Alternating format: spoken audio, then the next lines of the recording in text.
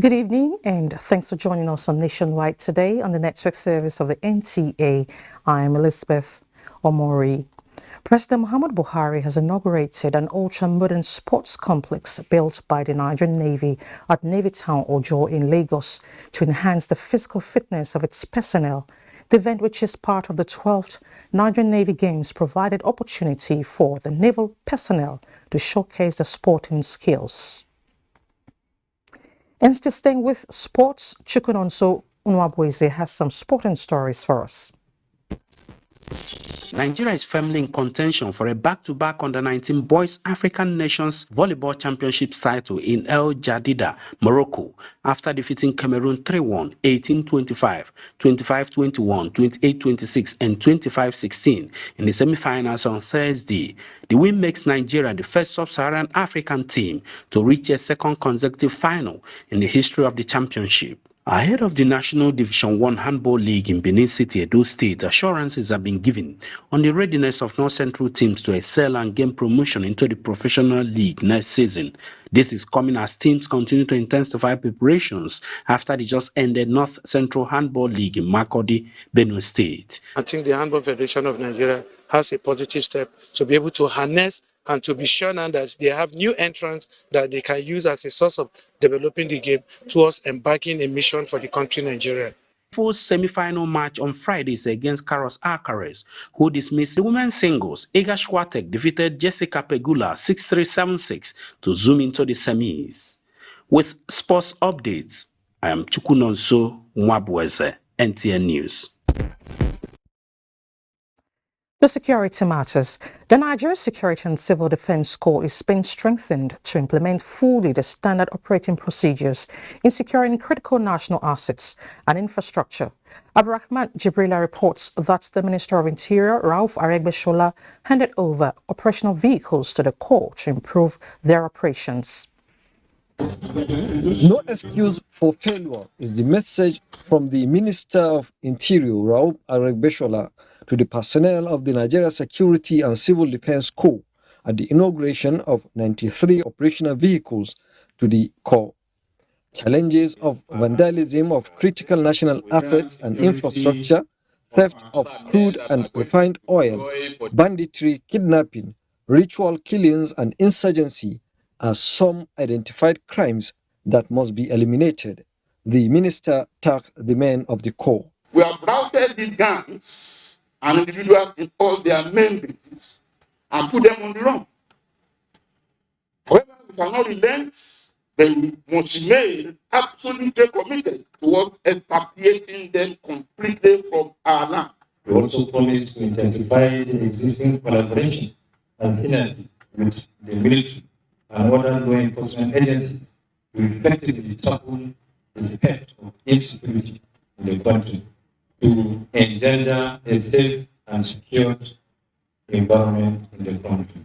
The misuse, abuse, neglect, and disuse of operational vehicles by government agencies is unacceptable, the Commandant General observed. The operational vehicles are expected to be distributed to all the states, with more to be procured. In Abuja, Abdurrahman Jibrila, NTA News. And troops of the Nigerian military have arrested a Boko Haram informant in Asokoro, Abuja. Defense correspondent Ismail Musa reports that this and other success stories of the ongoing military operations across the country were announced at the Defense Headquarters, Abuja. It's the bi-weekly Defense Media Operations Briefing on ongoing armed forces operations across the country. Top on the file is the arrest of a Boko Haram terrorist informant in Asokoro, Abuja, and the rescue of 3 additional Chibok girls abducted on the 14th of April 2014. The tactical surveillance troops arrested a Boko Haram informant named Malam Umar, aka Bado, in Asokoro, the Federal Capital Territory. It was revealed that the suspect ran errand for a suspected high-profile Boko Haram terrorist commander in Kaduna, who is on the tracking list of security agents. Troops also rescued 3 adopted Chibok girls, Lemni Jinkia Yama, Falmata Lawal, and Asabe Ali. They were rescued at different locations with their children and 19 other adoptees. Similarly, a suspected foreign logistics supplier to terrorists has been apprehended in the northeast, while more than 250 terrorists met their Waterloo. A suspected foreign logistics supplier of armed dealer to Boko Haram terrorists and Islamic State of West African province named Malam Abacha Buka was equally arrested with assorted injections, 20 automated teller machine cards. In the Niger Delta, troops of Operation Delta Safe upscaled fight against economic sabotage with the arrest of criminals and the activation of illegal refining sites.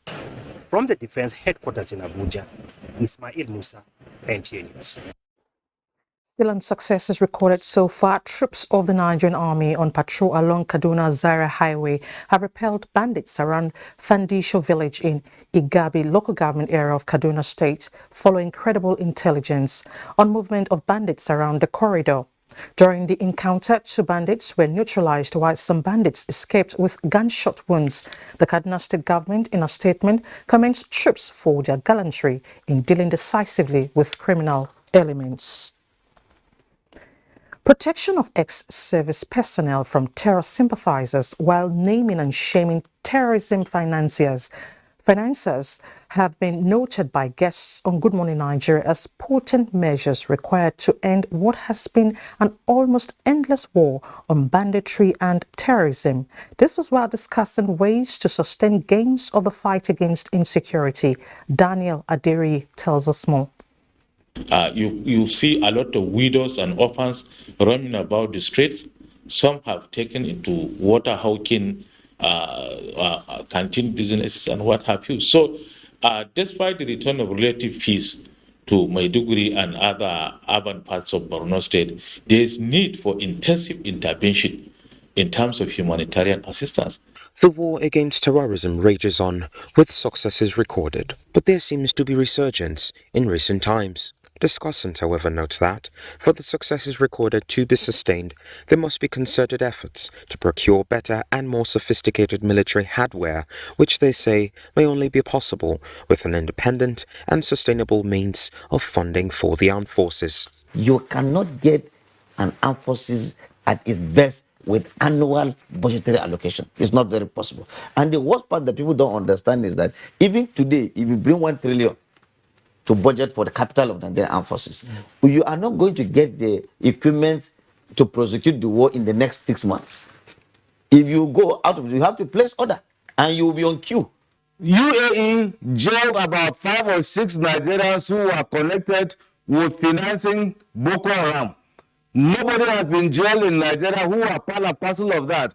We had a situation that the rules and change were closed and the rest.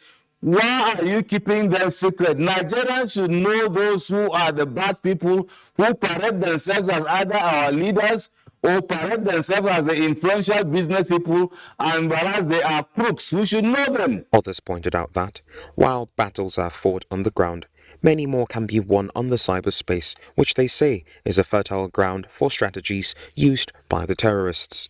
There is a need for us to enhance intelligence within that cyberspace. There is a concern for me and for a lot of people within the civil society space. How do you empower the security agencies to have eyes and ears within the cyberspace and without using that product to achieve political objectives? We've discovered that a large number of these miscreants are within the ages of, in their primes, in their late teens and early 20s and 30s. And so we engage them and also create a source of livelihood for them. They recommend improved synergy and cohesion in intelligence gathering and sharing between security agencies. In Abuja, Daniel Adiriye, NTA News. And for more on security issues, let's join Hingino in Lagos. Over to you, Hingino.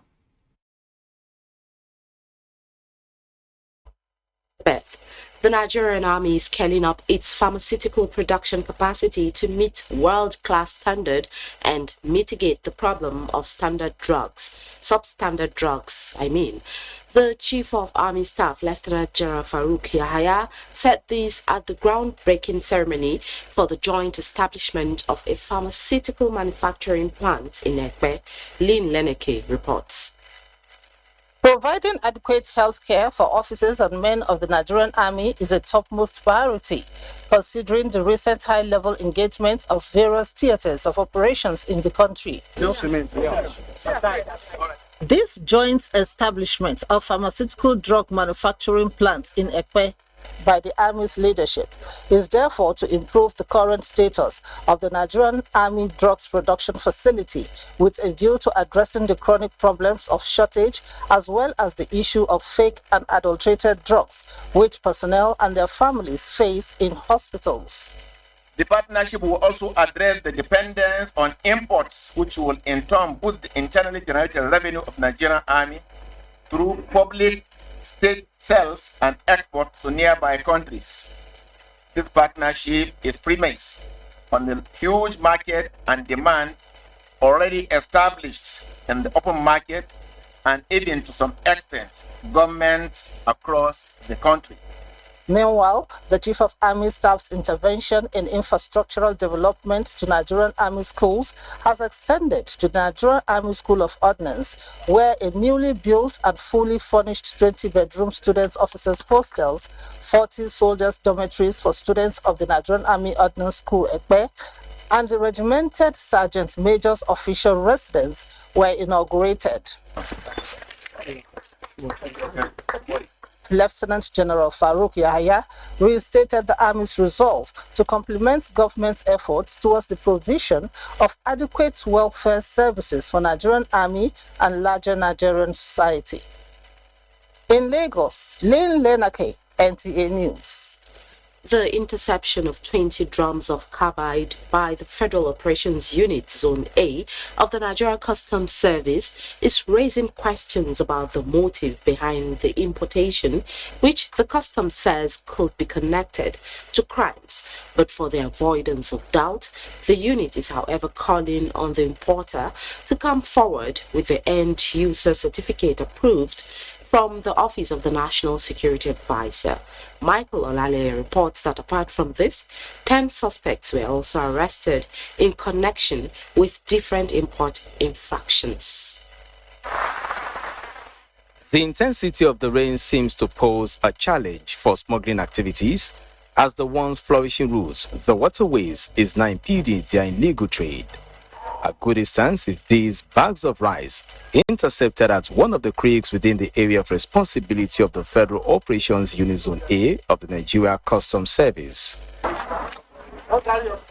This 2020 edition of SUV, intercepted while being ferried through the waterways, is another instance, and together with 19 others, the customs said contravened extant law on land importation of vehicles. Now that it was found and intercepted inside the bush, there's no way it can pay duty.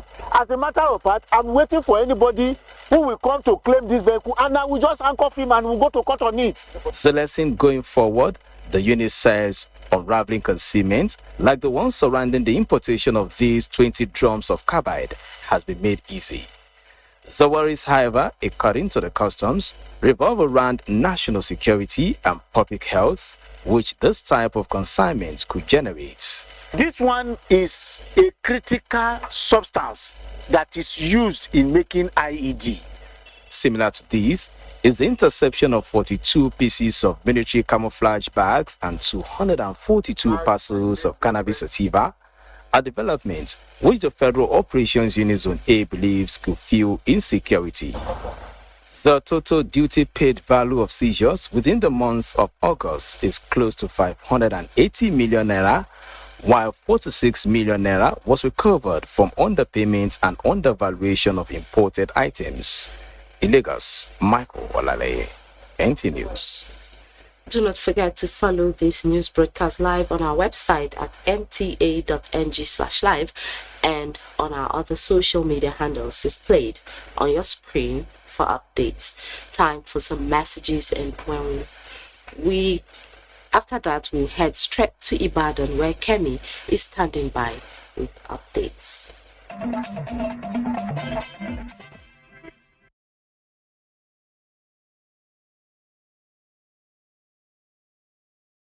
Welcome to Ibadan. A hotel building at the Awoshika Avenue of Ibadan has collapsed. The ongoing construction, which partially collapsed at its initial stage, finally crumbled after defying government's order to stop work. Grace Ayoleke is at the site of the collapse for an on-the-spot assessment. Grace, what's the situation there? Thank you, Kemi. Information gathered at the scene of the collapse reveals that the three-story building under construction caved in at about 5 a.m. this morning. I have here with me Godiya Madala, who is a security guard in the neighborhood. He is a first responder who helped to rescue some of the victims trapped under the rubble. Early morning, we are sleeping, we just hear something, building is falling down. So we go there and try to bring some people that they are inside the building. Early morning, it's about 4 or 5 people like this. So the others with other people that were together. So we help them to at least to bring them outside. The state coordinator of the Standard Organization of Nigeria, Mr. Adetoye Adeyinka, is also here to tell us about the material used in this construction to have made it crumble like this. From physical, observation, we have seen that most of these things is discovered that in some pillar there, I took some pictures. I see that they mix some of these iron rods. I saw 1 mm, 10 mm with about the smallest size of the pipes, of the 12 mm and 20 mm mixed together, to cast a pillar. About 5 people were injured, but no life was lost, and those people are receiving treatment as you see in Ibadan here. For now, the place has been sealed and investigation is ongoing to ascertain the real cause of the collapse. It's back to you, Kemi, in the studio. Thank you, Grace. Sequel to the suspension of strike action by the non-academic staff of universities, work has commenced at the University of Ibadan. Correspondent Shola Wahid visited the campus and now reports. Union of the non-academic staff of universities had gone on nationwide strike to demand for improved working conditions. Among other requests, leaders of the unions met and agreed to suspend the strike, directing members to resume official duties fully. At the University of Ibadan, non-academic staff are committed performing their statutory duties. Since the non-teaching unions have suspended their strike, members of staff have resumed work. If you go around the campus now, if you go to all the offices, you see them. Academic work in the university is hinged on teaching, research, and community service. Of this, only teaching component is affected by the strike. Along with the directive of the national leadership of the union, SANU specifically, that we should resume work in our various offices, we have actually resumed work. But I'm also, it has not been easy working without money, particularly that we have not received our salary for the past 5 months. So far, the campus is devoid of the usual hustling and bustling as students are not around. In Ibadan, Shola Wahid, NTA News. From Ibadan, it's back to Abuja. Thank you so much, Kemi. President Muhammadu Buhari felicitates with Chairman of the National Drug Law Enforcement Agency, Brigadier General Muhammad Buba Marwa, on his 69th birthday, September 9, 2022. In a congratulatory message, President Buhari affirms the dynamic leadership roles of the chairman of NDLEA has played in shaping the history of the country as governor and military administrator, investing in people and infrastructure, as well as his recent reforms in the NDLEA to rid the country of drug traffickers. He praised Almighty God to grant the NDLEA chairman more courage, strength, and wisdom as he serves the country. Now to political matters. The chairman, Board of Trustees of the People's Democratic Party, Senator Walid Jibrin, has resigned. Correspondent Timothy Yusuf reports that Senator Walid stated this at the ongoing PDP Board of Trustees meeting in Abuja. He said this is to ensure the PDP candidate, former Vice President Atiku Abubakar, wins the 2023 election. Former President of the Senate, Adolphus Wabara, has emerged acting chairman of the PDP Board of Trustees. Meanwhile, the party says it remains as one united family, with all contending issues being resolved before the 2023 general elections. This was part of resolutions reached at the end of the party's national caucus meeting held in Abuja. Correspondent Timothy Yusuf reports. This national caucus meeting is the first leg of the PDP scheduled national organs meetings. The BOT and the National Executive Committee meetings expected next.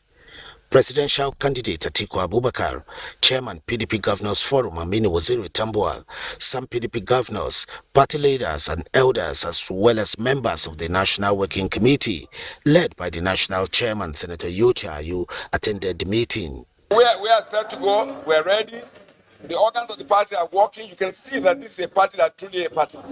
That every decision of this party is in line with the constitution of our party, and we go through all our processes through the organs of the party in line with all the regulations, the constitution, and are provided for. So we're doing well. We're happy.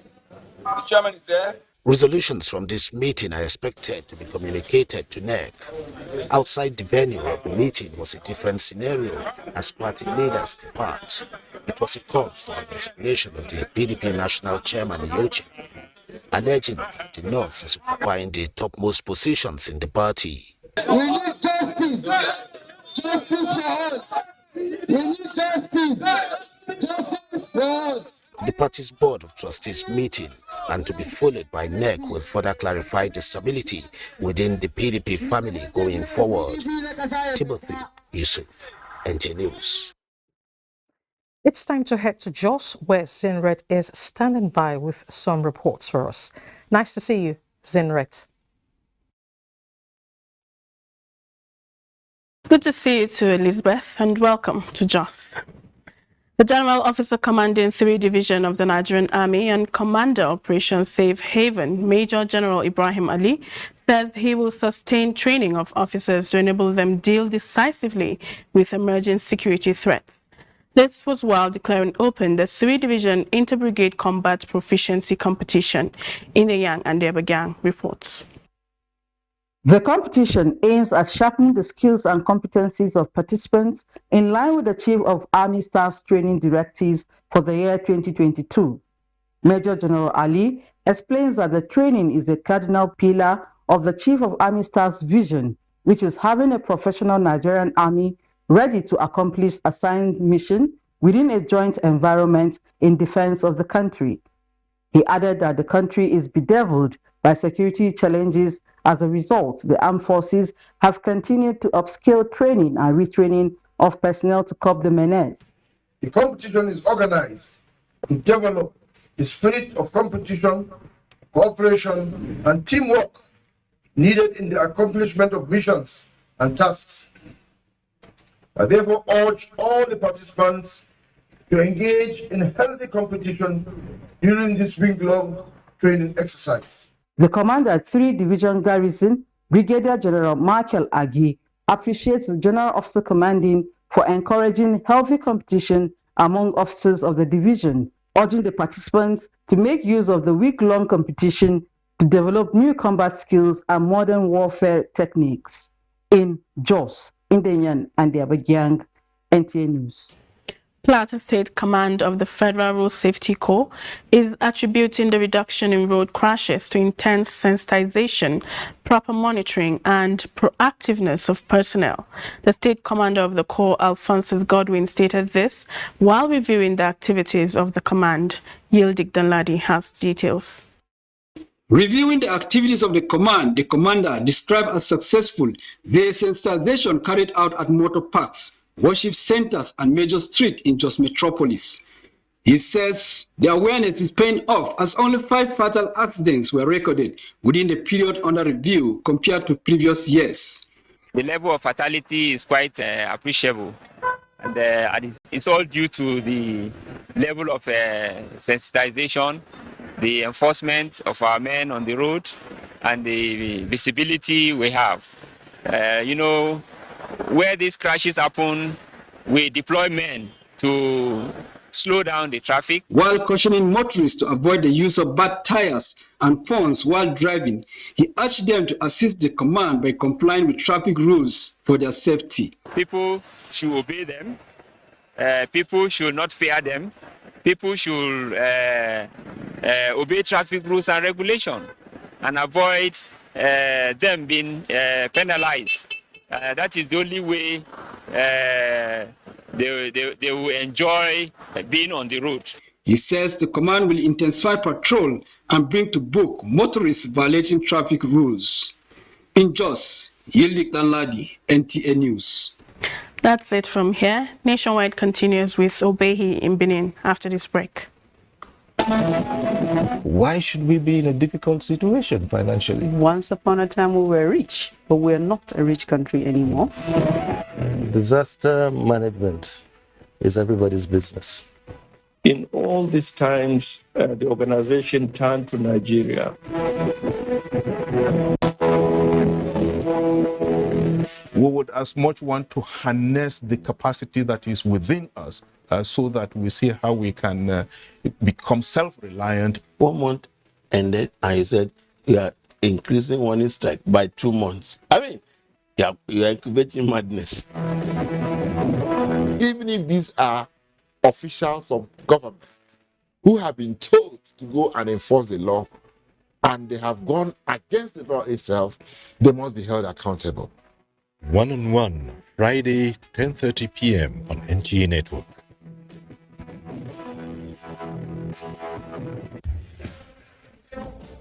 From dusk to dawn, 24 hours a day, NTA International is with you. In your living room, office, and everywhere, anywhere.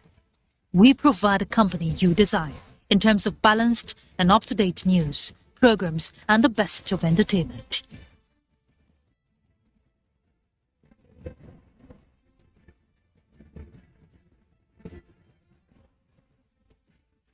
Tune in to DSTV channel 251, GoTV channel 91, Freeview channel 264, or live streaming via www.visiontv.co.uk.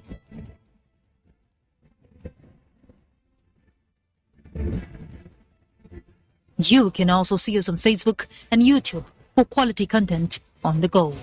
NTA International, Africa's window to the world. I'm fascinated with the discourse on national monuments and assets and how much is being done to preserve and celebrate the language issue. We have turned English to become like a pride value in our own cultural values. It's not cash transfer.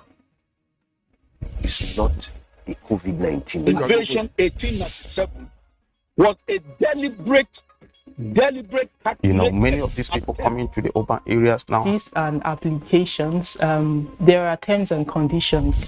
Of course, it is the union of two people, a man and a woman coming together. My name is Nambi Odipo. And I'm Elizabeth Omori.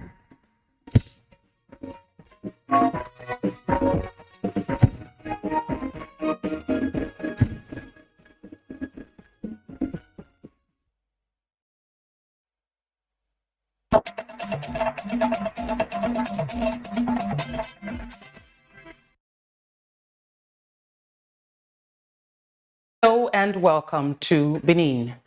Edo State Police Command has paraded one Dr. Abbas Adebowale Adeyemi for the alleged murder of a 39-year-old cab driver, Emmanuel Yobo, in Benin City, Edo State. Good Luck Inaini reports that the suspect was arrested in Osun State.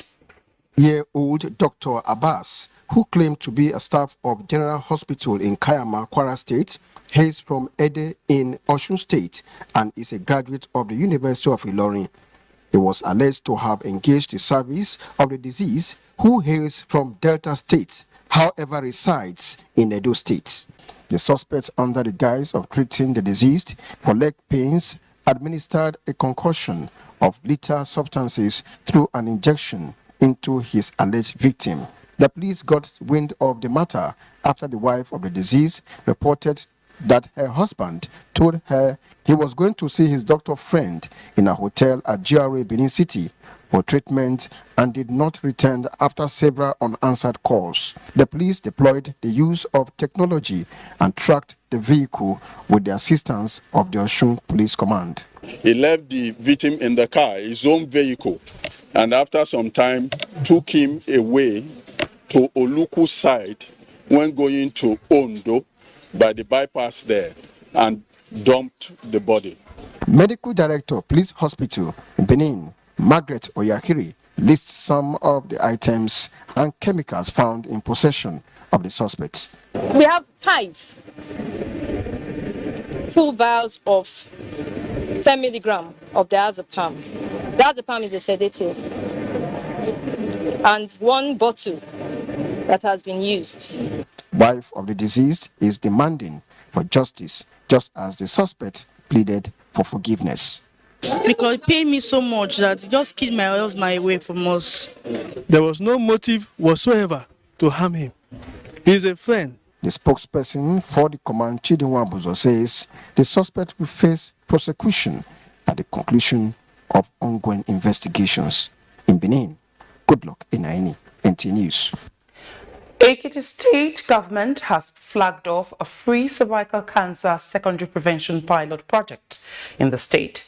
Wife of the governor, Erelu Bisi Fayemi, said the project, which targets 500 women, is to promote healthy living. Kola Adebabui has details. Identified the need to promote the culture of healthy living and champion for eradication of cancer, the wife of the governor, Erelu Bisi Fayemi, said the free cervical cancer secondary prevention pilot project was facilitated to alleviate the burden of cancer, promote prevention and management in the state. She said 10 facilities, including in Ado-Ekiti, Ikere-Ekiti, Ijero-Ekiti, and Otu-Ekiti, have been selected for the screening and urged women to avail themselves for the exercise. If we do not benefit from the free services, a time will come when we have to pay between 15 to 20,000 naira to access the treatment. And I believe that that is fair enough for women who want to live a long and healthy life, for women who want to be able to reap the fruit of their labor. That also. We started off recognizing that there is a higher burden, increasingly higher burden of non-communicable diseases in country, and it is not left out of this. We looked into, specifically in this instance, the burden of cancer in the state. We have developed a cancer policy. Highlights of the ceremony was launch of the State Cancer Control Policy and Plan 2022 to 2026 by the governor's wife in Ado-Ekiti. Kola Adebabui, NTA News. And that's it from Benin. We return now to Elizabeth in Abuja for the continuation of Nationwide. Thank you, Obehi. To improve the nutritional standard of the National Homegrown School Feeding Program of the federal government, the Ministry of Humanitarian Affairs, Disaster Management and Social Development has signed a memorandum of understanding with the Nutrition Society of Nigeria to strengthen the program. Ruth Aguele reports. This is one of the largest, if not the largest, school feeding program in Africa. This is one of the programs that development partners are genuinely happy about. Health of the child has increased as well and has also assisted farmers in extending their farming to the extent of meeting the demand of the National Homegrown School Feeding Program. Attestation on gains of the National Homegrown School Feeding Program that has continued to motivate learning across the country. To further raise the bar, a partnership is sealed between the Ministry of Humanitarian Affairs, Disaster Management and Social Development, and the Nutritional Society of Nigeria. to provide support, enhance nutritional standard of the program, and improve educational performance of pupils in public schools. The signing of this MOU came as a result of long-term preparation and partnership discussions between the ministry and the NSN, and we hope that it is going to yield very fruitful outcomes for the country. The desire by this ministry and our society to ensure that the program is not just another program, but it's a program that is going to deliver quality nutrition to Nigerian children across the Federation. This Memorandum of Understanding comes as part of recommendations to review the school feeding program by engaging more partners that will add value to meet global practice. In Abuja, Ruth Aguela, NTA News. So education, internally displaced persons of school age in Benue State are passionately calling on government to provide educational facilities and adequate security in their various communities to fast-track return of their ancestral homes. The call follows the inability of some of the displaced persons to access formal education in a safe environment. As the global community marks Literacy Day, Moses Ode interacted with some IDPs. Statistics from the Benue State Emergency Management Agency, SEMA, indicates that over 1.5 million people have been displaced and many living in IDP camps following reported cases of clashes, which have affected 7 local government areas of Benue State. These attacks have left many young girls vulnerable to abuses within and outside the camps, while the displaced children are left with limited or no access to formal education. Despite effort by some organizations and good-spirited individuals in providing free learning for children at the camp, their parents still believe that when they return to their ancestral homes, the children's education will be better enhanced. When the children don't go to school, they will render useless, become useless. Some of them do not go to school, and feel that is going to affect them drastically in the future, that they will not have a way of sustaining themselves. A widow with 3 children and a volunteer teacher at a makeshift school in one of the camps says she took up the responsibility to impart knowledge on the younger ones.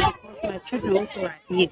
And also I'm a member of IDP because right now I'm not in my community. So I have to consider these IDPs. Even the school there, they didn't even want to go to that school there. But if it is our own village here, they will lack it most. Agatu, Goma, Logo, and Makudi local government areas are among those mostly affected by this crisis across the state. In Makudi, Moses Ode, NTA News. All is now set for the resumption of primary and secondary schools in the Federal Capital Territory for the new academic session, which begins on the 12th of September 2022.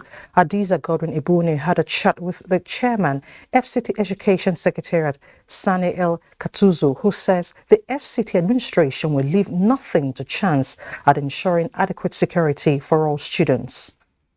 Visits to some schools in the Federal Capital Territory revealed ongoing efforts at sanitation, with the school management putting all things together in readiness to receive students for the 2022-2023 academic session. Last session, the Education Secretariat took precautionary measures against insecurity threats.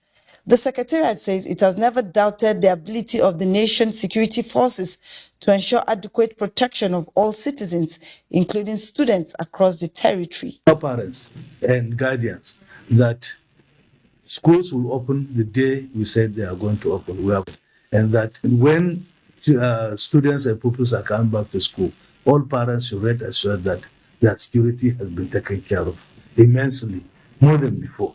Owing to the insecurities prevailing in the country, we also try to ensure that we will take education very close to the community once they can sustain the enrollments. For FCT schools, I think government has done so much to ensure that its schools are secured. Educationists and staff expressed eagerness to commence impacting knowledge on students and confirm that academic work will commence immediately the students resume. Very, very sad. I can see the environment. I've started doing the cleaning already. The hostels are being cleaned, fumigated, even the environment already fumigated. The teachers are ready. As you can see, the record has been filled. All the scheme of work for first, second, and third term are already written in the diaries. FCT schools had closed in July 2022 and proceeded for a 2-month holiday, having successfully concluded the third term academic session. Hadiza Godwin Ebuni, NTA News.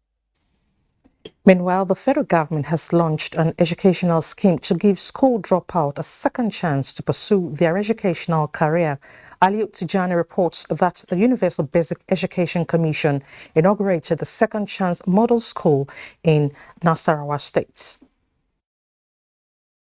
Second Chance Model School is the initiative of the Universal Basic Education Commission, UBEC, to cater for the education needs of out-of-school married women, young girls and widows, so as to give them basic education and entrepreneurial skills for self-reliance. It will enable me to be self-reliant and to be able to take care of myself after the education.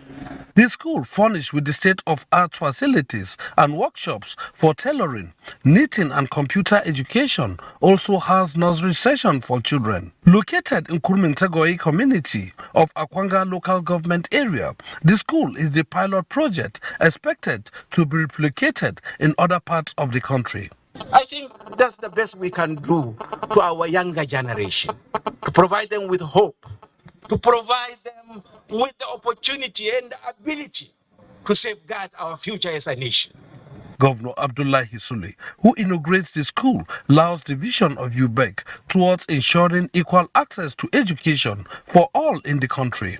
So sir, when you ask me about a model school that we are going to build for women, one, because I believe in education. I don't have the kind of knowledge you have in education, but I believe very strongly in education. I'm committed to it. Stakeholders highlight importance of education and skill acquisition, describing the Second Chance School model as a one-stop solution to fight literacy in the society. Aliut Tijani, NTA News. Government is exploring every opportunity to be self-sufficient in food production, especially leveraging research in science and technology undertaken by Federal Universities of Agriculture. This is the mandate handed down to the inaugurated governing councils of 4 Federal Universities of Agriculture, whose inaugurations were delayed by bureaucratic bottlenecks.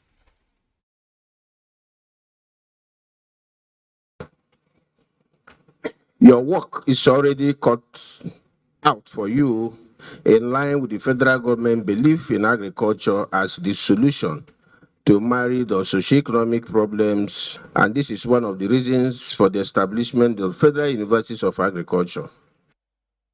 Meanwhile, the Ministry of Education says it will not give in to any threats over its unity schools. This was at a media briefing to mark this year's International Day to protect education from attacks. The ministry strategically chose the theme, implementing school safety policy as a tool to protect education from attack, our collective responsibility. In the meantime, the ministry is assuring women of protection of their rights to education. This was at an engagement with a non-governmental organization for literacy support services on the International Literacy Day. We have also been putting a lot of things in place to make sure that we educate as many people as possible. We appeal that you direct special schools with facilities for people living with disability to implement non-formal education services. 8th of September has been declared by the UN as International Literacy Day. In a bit from the foreign scene, Queen Elizabeth is under medical supervision at the Balmoral after doctors became concerned for her health. Obiageli Uwoke tells us more. British Prime Minister Liz Truss convened a new-look cabinet Wednesday on her first full day in office to trash out an economic support package and forestall an energy crisis linked to the war in Ukraine. In her first contact with foreign leaders, the new conservative leader spoke late Tuesday by phone to Ukraine's Volodymyr Zelensky and then US President Joe Biden. Before facing her first session of Prime Minister's questions in Parliament later Wednesday, Truss met her senior ministers to tackle the most pressing question at home. We do apologize for that mix-up. That was Justin Bemoy's on Liz Truss's engagement. The federal government has inaugurated a donors forum with the mission of meeting the 2023 census funding gap worth more than 681 billion naira. Vice President Yemi Osinbajo at a breakfast meeting with development partners, international and local organizations in Abuja assures of Nigerian government's determination to judiciously utilize every resource towards the forthcoming 2023 census process in Nigeria. Oluseyi Adeagbo reports.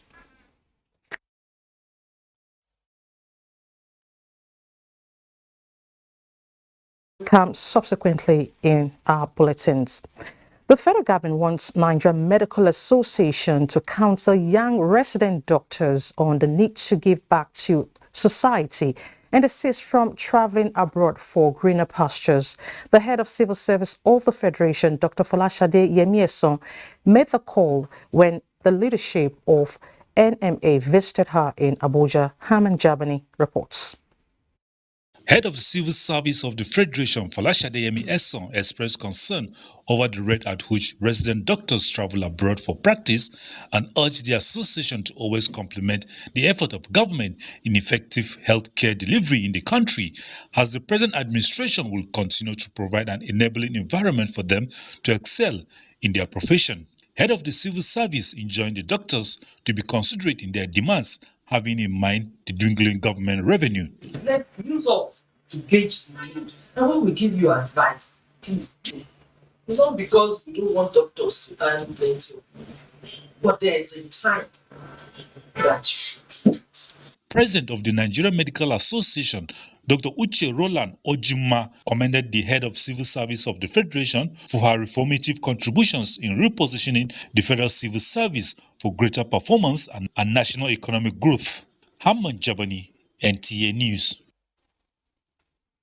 And members of the Fourth Estate of the Realm have been advised to pay critical attention to their health and take advantage of healthcare services available at their beck and call. Medical experts at an outreach advocate regular medical checks, especially for the eyes. Globally, journalists strive to meet deadlines and make history in a hurry. Aminu Adamu is a program producer at Radio Nigeria, one of such media practitioners with a routine, and he's taken advantage of the medical services by the excellent leadership for sustainable development and good governance. His colleagues are also beneficiaries, and they say equipping primary health care facilities across the nation will go a long way in making healthcare more accessible to all Nigerians. It is only when we are aware, we are strong, that we're able to give in your best. A journalist can just jump up in the morning from one event to the other. He comes back in the evening to the newsroom. He fights story. He leaves the office in the night. Tomorrow again, the same thing. Journalists need to be able to have their health intact so that they can be able to contribute to the growth of the society. Don't be tribalized. Don't be sentimental. Do your job well, and the society will remember you for just that. Checks range from blood pressure and eye test.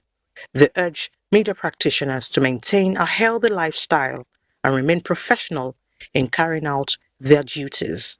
In Abuja, Elizabeth Omori, NTA News. The National Human Rights Commission says it will continue to work with relevant stakeholders to ensure press freedom that will engender good governance in the country. Omenka Amarachukwu was at an event organized by the Commission to put in perspective the fundamental rights of journalists in line of duty. The Freedom of Information Act 2011 guaranteed press freedom, which also allowed media practitioners to access information freely and the opportunity to contribute their quota to nation building. The National Human Rights Commission, having come to terms with this fact that these human rights and fundamental rights are being violated in some cases, is all out to render necessary support to the media practitioners who suffer any form of human rights abuses in line of its duty with regards to international best practices.